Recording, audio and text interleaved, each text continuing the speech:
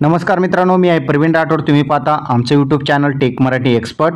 तर मित्रांनो, पिंक रिक्षा योजना 2024 संदर्भात एक महत्त्वपूर्ण अपडेट आलेलं आहे। प्रत्येक जिल्ह्यातील 500 महिलांना या योजनेअंतर्गत लाभ दिला जाणार आहे। अर्ज कुठे करावा याची संपूर्ण माहिती आजच्या व्हिडिओमध्ये आपण बघणार आहोत। त्यासाठी हा व्हिडिओ शेवटपर्यंत बघा। तर चला व्हिडिओ स्टार्ट करूया। तर मित्रांनो, महिलांना स्वयंरोजगारांसाठीच्या ई रिक्षा योजनेचा विस्तार प्रत्येक जिल्ह्यात 500 ई रिक्षा जिल्हा वार्षिक योजनेतून या ठिकाणी निधी उपलब्ध करण्यात येणार असल्याची माहिती उपमुख्यमंत्री अजितदादा पवार यांनी विधानसभेमध्ये या ठिकाणी सांगितलेला आहे। आता कोणत्या जिल्ह्यांना किती या ठिकाणी बघितलं आपण या योजनेअंतर्गत लाभ दिला जाणार आहे।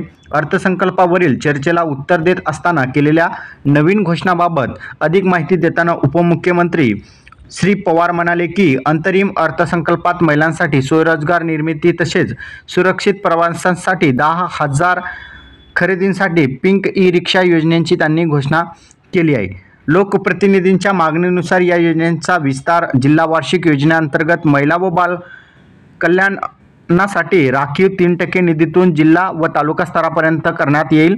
यामधून प्रत्येक जिल्ह्यात 500 पिंक ई रिक्षा उपलब्ध करून देण्यात येतील। त्याचप्रमाणे श्री ज्योतिबा मंदिर परिसर आणि त्याच्या आजूबाजूला डोंगराच्या परिसरातील गावांचा सुद्धा या ठिकाणी विकास केला जाईल, असे यावेळी अजितदादा पवार यांनी म्हटलेले आहे। तर महिलांसाठी ही महत्त्वपूर्ण योजना आहे। या योजनेअंतर्गत जे आहे महिलांना आता प्रत्येक जिल्ह्यातील 500 महिलांना पिंक ई रिक्षा या ठिकाणी दिला जाणार असल्याची माहिती आहे।